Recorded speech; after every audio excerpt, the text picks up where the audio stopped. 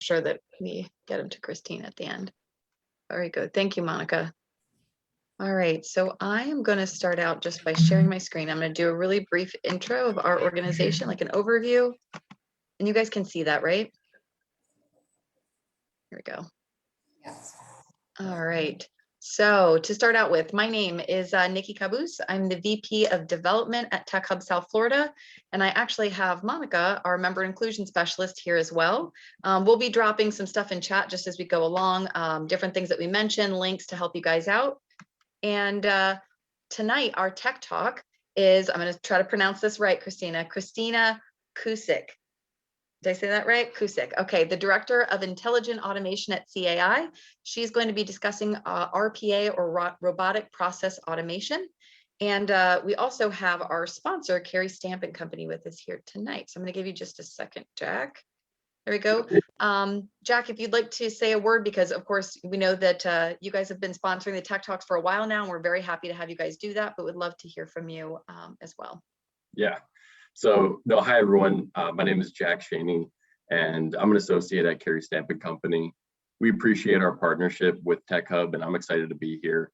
We're a boutique financial planning, wealth management firm in Jupiter, Florida. But like I said, we have an office in Stamford, Connecticut. We work with multi-generational families, business owners, entrepreneurs, business owners in the tech space. Using our principled wealth process, we take you from where you are to where you want to be. We'll help individuals and families with all aspects of their financial lives, from life insurance planning, retirement planning, tax planning, and estate planning. We use a holistic approach. Lastly, but very important, we're a fiduciary firm, so we put your interests first.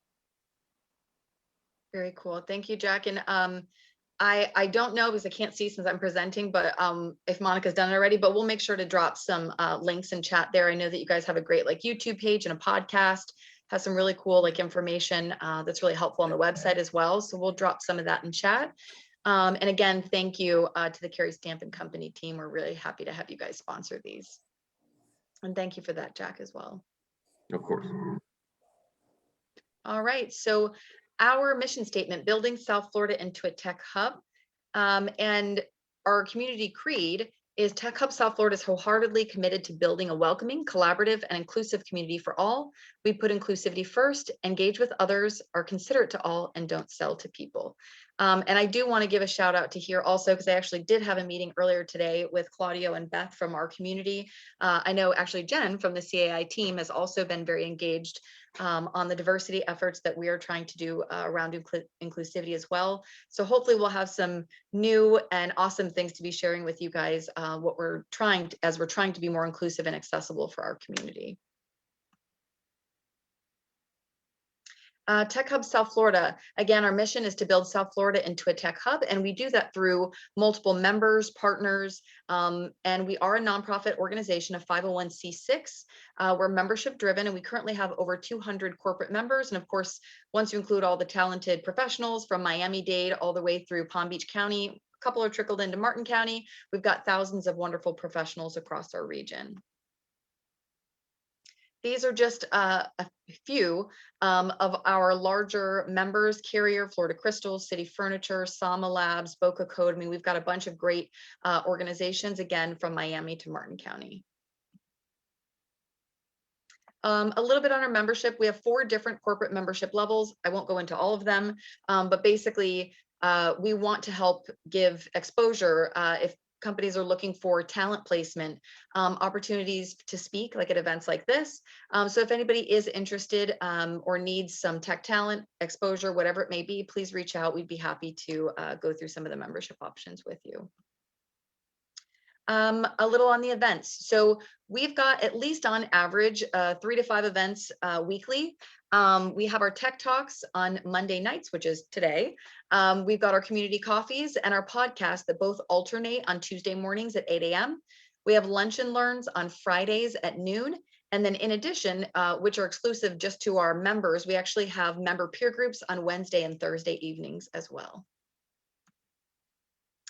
resume distributor. So for anybody that is looking for a job, I know there's quite a few people that still are in our local community. If you go to our website, just techhubsouthflorida.org, at the top, there is a tab that says talent. We do have a job board there, but if for some reason you're looking through the job board, you don't see something that's made perfect for you and you just want to get your resume out there, you can actually click on the resume distributor tab, upload your resume. When you hit submit, it goes to all of our member companies at once, and then any companies that have signed up to receive resumes as well. Last but not least, we do have a pretty active Slack channel. I think we've got almost 4,500 members on there now. That's just techhubsouthflorida.org/Slack. And then if you want to be added to our e-newsletters that go out every Monday afternoon, you can actually just text us your email address to 561-250-7206. And I'm going to stop sharing so that I can hand it over to you, Christina. If you wanted to start out just by introducing yourself, telling us a little bit more about your role in the company, and then please feel free to take it away with your presentation.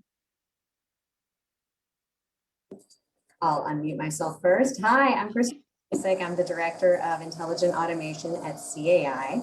I'm really excited to be here with you today to share about RPA, Robotics Process Automation, and really a little bit about intelligent automation. It's a passion of mine to liberate people from mundane, repetitive work whenever possible and give them more valuable work to do. We all have plenty of it. So feel free to reach out. My email is all over this presentation, and I'm happy to talk with any of you ad nauseum about intelligent automation, AI solutions, or everything RPA. So I will go ahead and present some slides. Oh, wait a second. Let me try that again.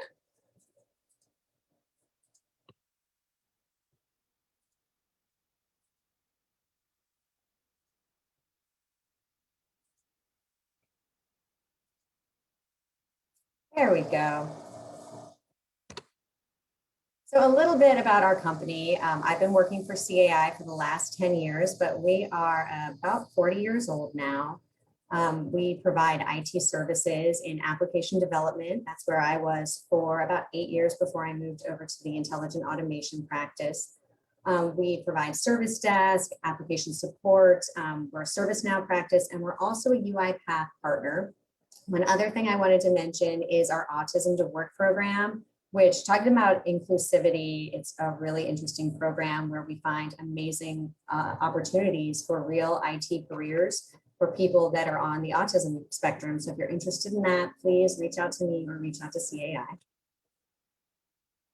I had to start off here because a lot of people worry about, is a robot going to displace me? Is this something that's going to, threaten my future? And really the way that we look at it and our partnership with UiPath is, if you hate it, automate it.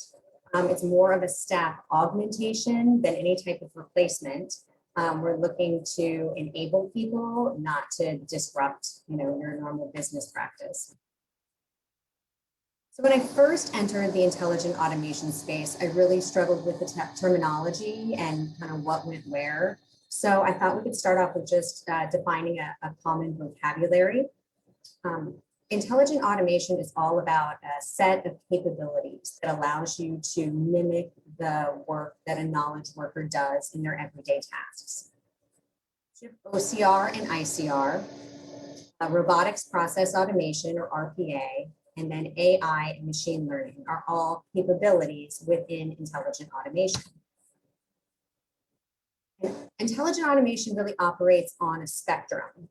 Start off on the lower level and the lower end, talking about macros, right? Like you remember an Excel macro that was very powerful, but it was really only relative to Microsoft Excel. And you just, explode the doors off and say it can roam all around. You can do web applications, you can do desktop applications, email, you can still do Excel, but it really, robotics and RPA has really opened up the landscape of capabilities all across without any back end heavy integration points. So that's where the value really is we can scale up very quickly without adding a ton to your technology stack. Robots are not very smart.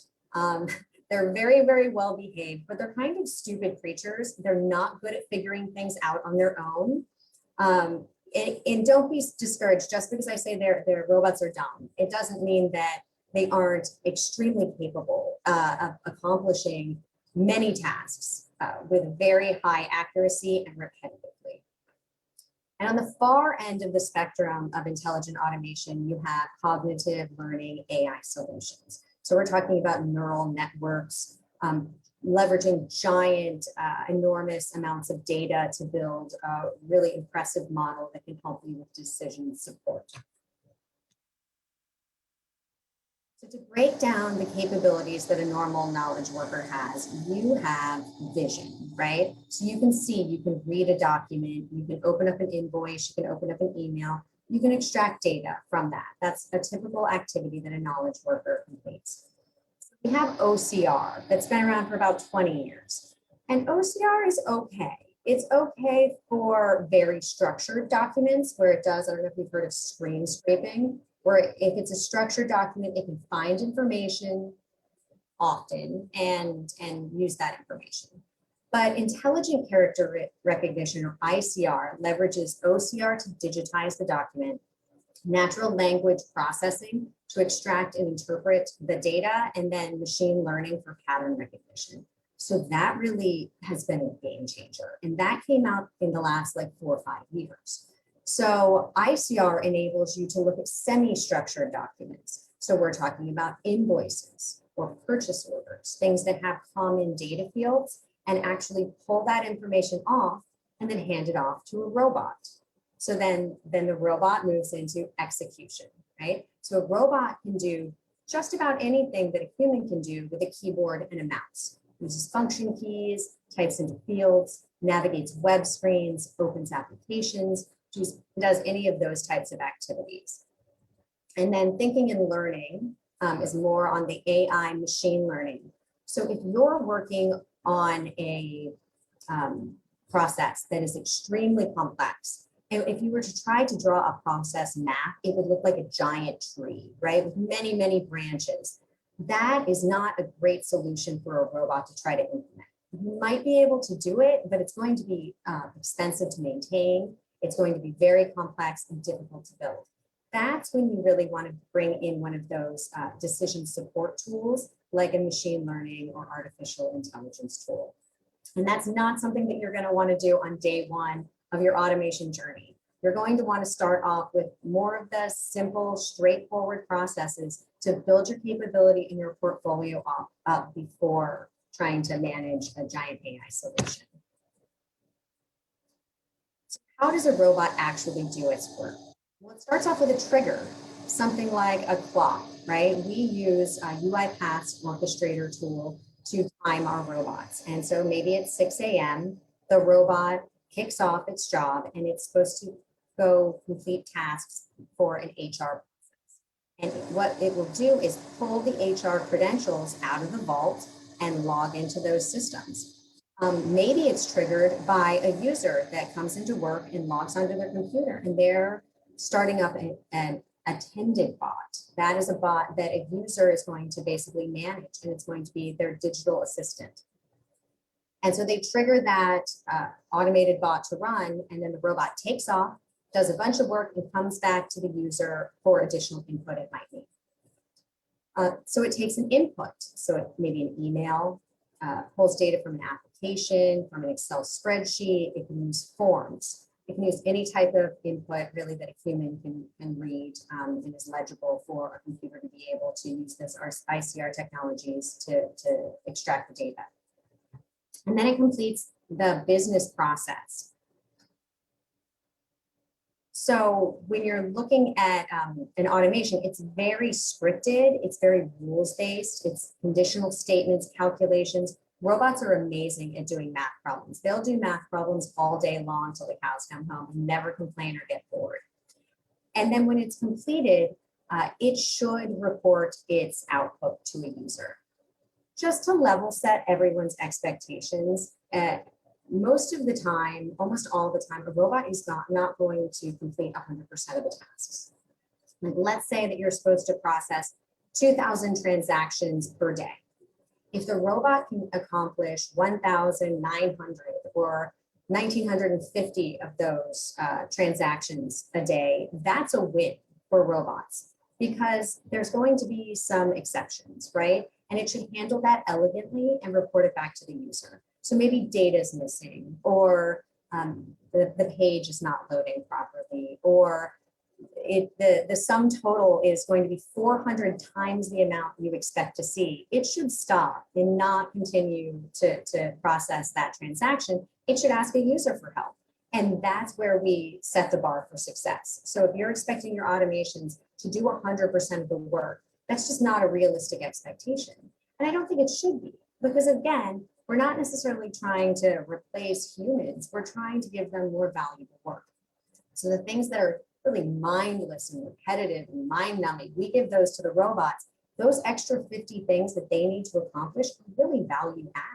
Those are things that a human should be completing, and the value that they bring to the business. And they're probably pretty time-consuming tasks as well that the robot will offset. So while we're here talking about some of their concerns, security tends to be a concern. So one of the ways that RPA manages that is a profile vault, right? So it's also a great way because a digital worker doesn't sleep, they don't go on vacation, they don't respect holidays or anything else. So they're available, 365, 24/7. So making sure that you keep them busy all the time is also another important feature. But so we have these profile key vaults that you can use. So in the morning, the robot comes in to work. It's going to be an HR person, and it will grab the HR credentials out of the vault, and it will log into the HR specific applications and complete its work.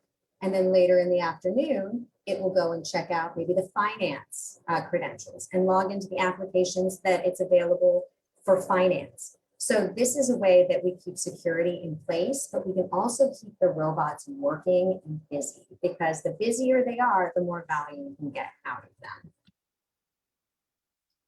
So this is just a visual of UiPath Studio. This is a platform that we use to do our development work and create our automation scripts. And as you can see, it is very visual, right? And it's dropping on a double click action, right? So the level of specificity and detail we get to when building these automation scripts is really beneficial, because the robot must follow a rigid, structured script. So I've talked to customers that have been worried in the past that their robot might go rogue, So they'll say, well, I've got this great use case and it's in finance, but I don't want the robot to go in and process 1,000 payments. And then what will we do? And my response to that is that robots just aren't smart enough to do anything like that. Like, every step in the script is very highly structured and laid out. So unless there was some sort of conspiracy with the entire development and business unit to try to code some sort of sneaky something in there, I think that's a management problem and not a robot problem. But the robots just stick to the script and do what they're told, and they behave very well. Some great candidates for automation within your organization, just to get your juices flowing and ideas going in your own mind of what you could do. High volume transactions. For example, I've got a client who's an insurance carrier, and they have a system where the claims reps have to go into that system and copy notes every day. It might be 1 note, it might be 0 notes, it might be 50 notes. But they just log in to each one of those claims and they copy notes every single day. And those folks could not wait for us to implement an RPA solution to get that copy paste out of their way so they could do more value add work. They knew that they could be using their time more wisely. And so they were absolutely thrilled to have the robots doing those transactions for them. especially high volume when it's in many different associates are doing the same types of transactions, extremely high value. That'll get you your RPA, ROI realized in a very short order. Anytime there's structured data input, an unstructured email that could come from anyone and say anything is probably not a great idea for RPA, especially in the short term. Rule-based decisions, if, then, else, right? Not extremely complicated right out of the gate, maybe in the long term, but not right out of the gate. I love the swivel chair, right? So when I think of swivel chair, I think of two separate monitors. If you're in a department and you're using two separate monitors, you're probably copying information from one and pasting it into the other. In which case I say you have an RPA candidate right there. Anything to do with math, data aggregation, comparison, validation, data extraction from reports, things like that, super easy. Multiple data entry scenarios. I have a couple of customers in manufacturing and one has multiple ERP systems. So anytime they get one of their sales orders, they have to enter it into one and then enter it into the other. The robot can do either both, or at least copy the data from one and put it into the other ERP system so your folks don't have to do dual entry all the time. So when I'm looking at your first automations to help you identify your pipeline, one of the first things I'm trying to do is find your quick wins.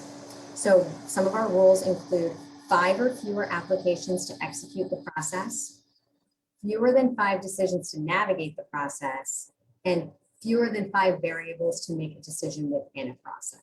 And many other processes could be extremely good candidates for RPA. This is just for identifying the quick wins. And again, just to get your juices flowing, here's some candidates by business area: supply chain and finance, specifically process to pay, order to cash. We found a lot of great RPA opportunity there. HR, definitely onboarding, offboarding. Robots do a great job of keeping an audit trail. Who requested someone's access to be removed? Going ahead and pulling everybody's access from AD and all the downstream applications. And then keeping an audit record of exactly when it was done, why it was done, who did it, and all of those things. So you can just hand those reports over to your auditors and your security people at the whatever juncture they want it. You have it readily available. So it relieves all that auditing nightmare. IT, we find some things to do, but usually your IT team has automated things enough. So we find a few candidates in there, but usually it's integrating with those items that are already available. And some of the benefits of RPA, you're eliminating typos. It's just very, very consistent. You can scale it, right? So if your business is growing, but you don't have the bandwidth to continue adding on more and more people until you reach a certain level, it scales very quickly. You can add an additional robot for a small additional fee and have twice the processing power. Compliance for your audit trail. So we only had 15 minutes to talk. I feel like I zoomed through that pretty quickly. I'm happy to talk at length about any of these topics. If you have any interest, please feel free to reach out. My email is christina.kucek@cai.io, or you can reach out to us through our website, www.cai.io.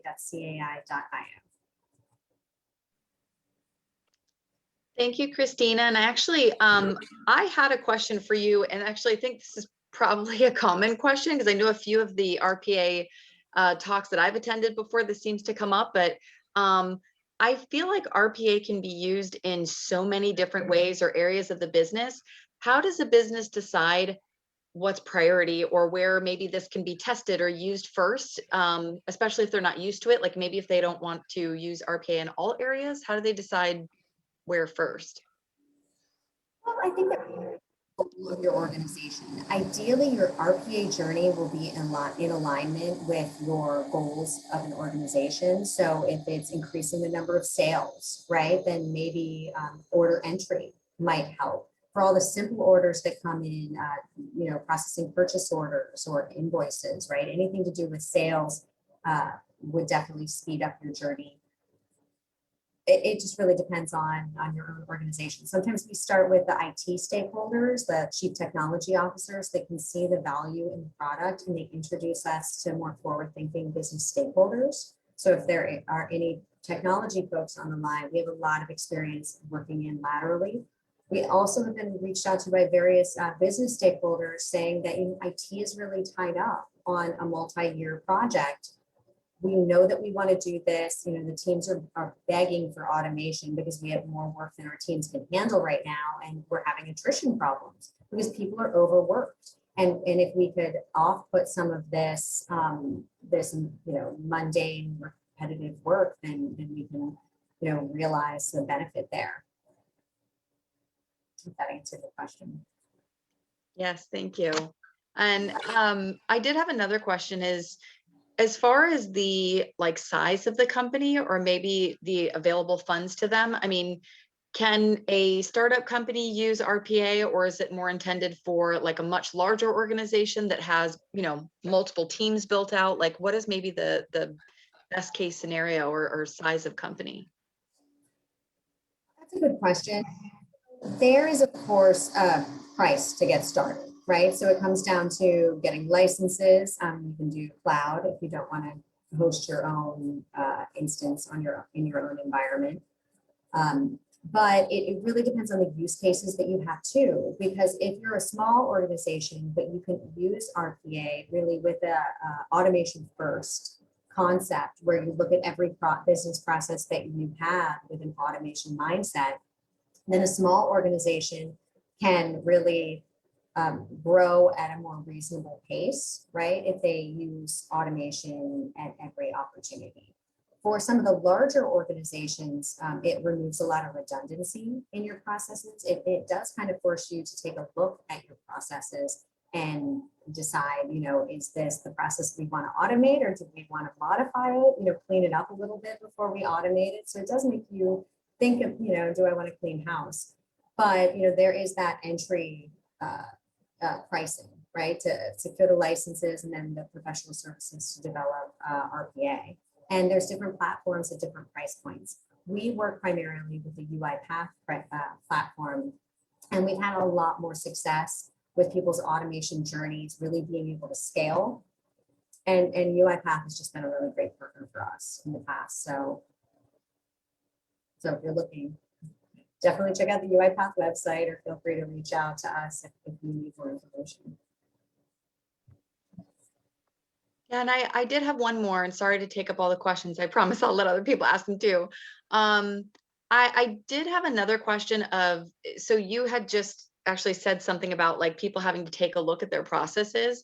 I don't know the percentage. I'm sure that you probably do, but I've heard that a lot of companies, when they're looking into using RPA, that end up not doing it because they actually don't know their processes. They're scared to actually look into them and figure it out, and they don't actually have a clear process outlined. Is that true? And what are some of the other deterrents for companies and actually bringing in RPA that maybe they should look at? Okay, great question. Thank you. So we have had some clients that really didn't have a process well defined. So that's something that we've been able to help with, because we hold a mirror up and say, is this right? We've written this down for you. Is this correct? So we do some process mining workshops and some initial discovery for clients. So if you know that it's an area of opportunity, but your process isn't well defined, we actually have a process definition document that we create, and it outlines your process step by step. And sometimes we have to work with stakeholders to capture that. So it's a little bit more challenging.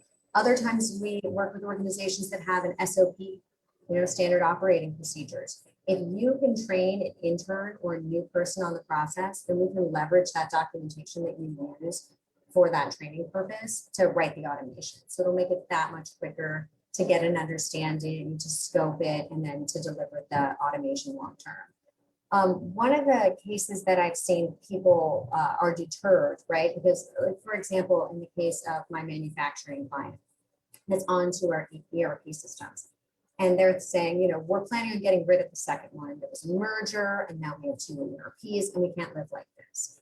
And I agree. You can't live like that. That is not a long-term solution ideally, but what RPA can do to really benefit you is be the stopgap.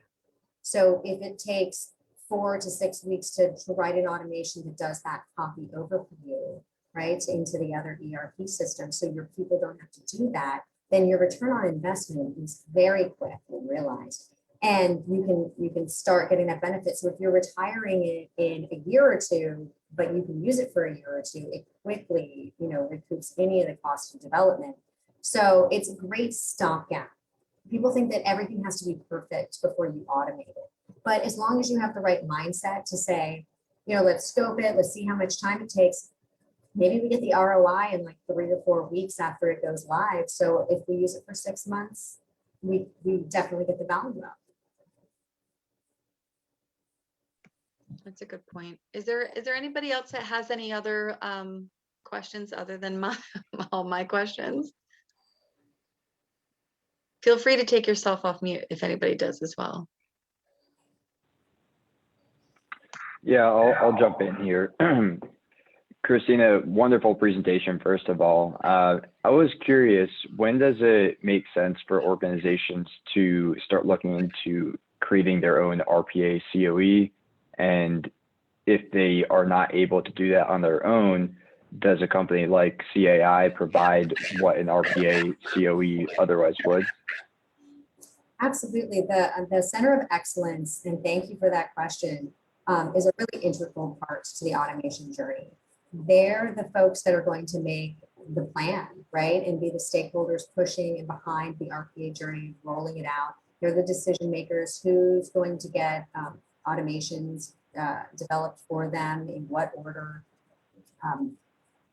what applications are in scope, what applications are not in scope. So we do a lot of work and workshops around developing your COE, and no two organizations looks the same, right? Sometimes it's really held within IT with a few business stakeholders. Sometimes it's primarily business stakeholders with 1 or 2 people from IT, participating in the meetings. It really comes down to who your stakeholders are and your decision makers for the RPA initiative. Who's that champion, right? But definitely scaling up your center of excellence to make those kinds of decisions, that's a make or break you decision. You're just not going to get the momentum behind you unless you put the COE in place, start talking your automation operating model, what's your support strategy, because automations do require support, right? Are you going to roll it out? UiPath has Studio X, so you can have citizen developers. If there are people that are savvy, that understand technology, it's a scaled down platform that they can build their automations for their own team, and then who's going to manage that from a governance model? But there's tools to manage all of that within the platform that we coach our and mentor our partners to use. So yeah, and they're constantly coming out with new products. This technology is so new, and it's the hottest trend in IT, but it's something that has built a ton of momentum, and it's not going anywhere. Thank you. Oh, thank you. Christina, I was curious, normally, because you had mentioned like the champion a couple of times, do you find that champion typically comes from leadership, or is it, the worker that's having to do all these manual tasks? Where does that typically come from? And is it better, I guess, coming from one end or the other?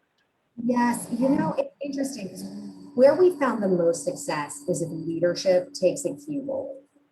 They're the ones that are the decision makers. If it grows from more of a grassroots and you have to win those key executives over, the sponsor really needs to be someone that has the executive clout to get all of the license procured and the first round of automations built so others can see the value. But also be that champion that says, I'm going to develop a logo for our automation, or I'm going to name our robots after X-Men, right? Or Marvel Comics, so they have more of a fun, touchy-feely vibe and they're less scary.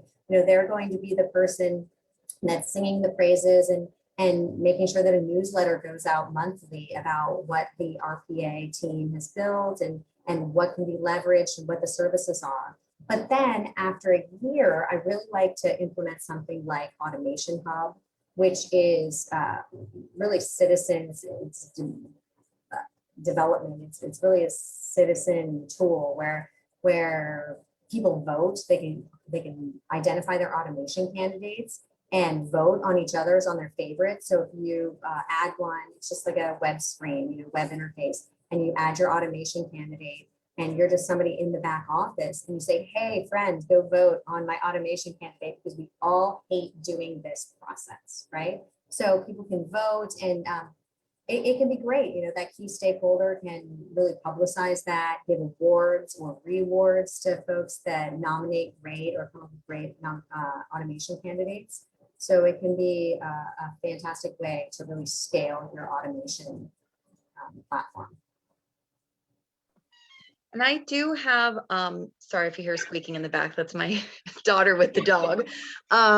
So I did actually have somebody that sent in a question through the private chat, and I don't know exactly how to ask this. I think what they're getting at is basically, so with RPA, it sounds like it's things that are like rule-based versus like, judgment based, where there's like human that's involved there.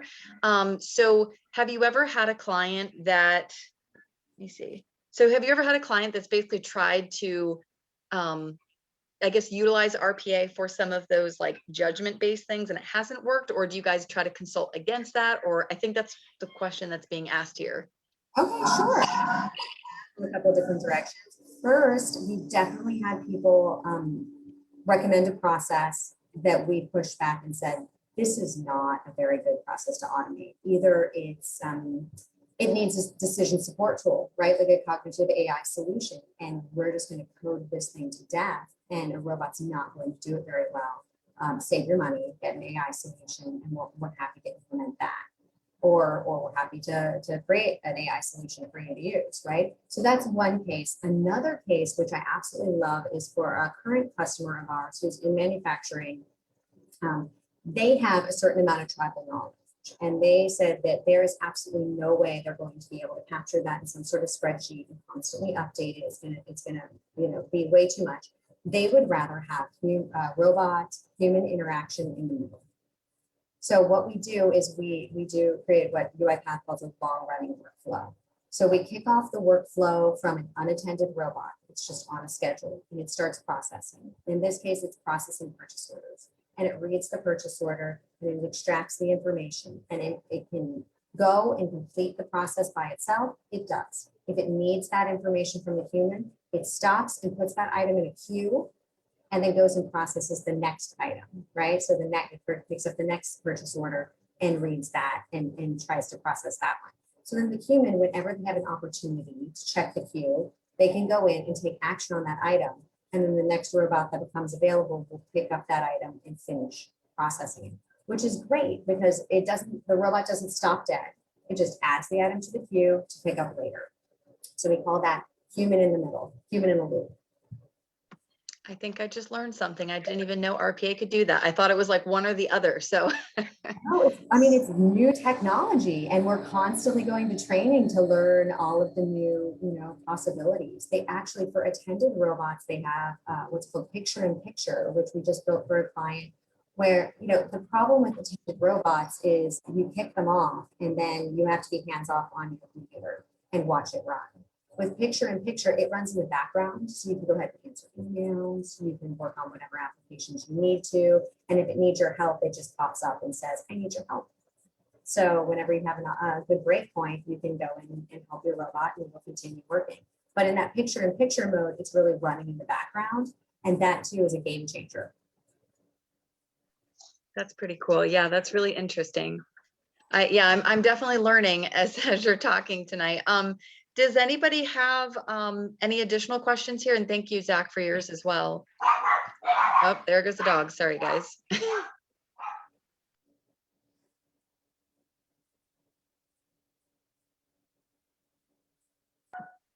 All right. It sounds like, Christina, you must have done a really good job, because other than me, I was going to say everybody doesn't have a lot of questions. So I really appreciate the presentation tonight. Of course, for anybody that didn't catch it in chat, Christina did drop her email there. Anybody that's watching live on Facebook, sorry again for the dogs.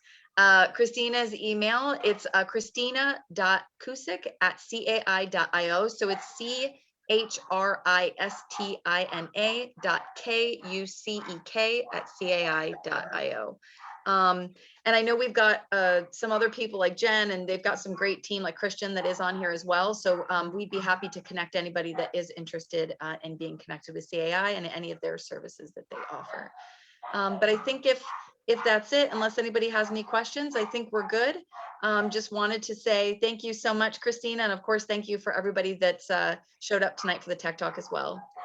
Hey, my pleasure. Great to be part of it. Thank you. Thanks, everyone. Thanks, Christina. Thank you. Wonderful job, Christina. Christina. Take Bye. care. Good I got job. Thank you. Bye-bye.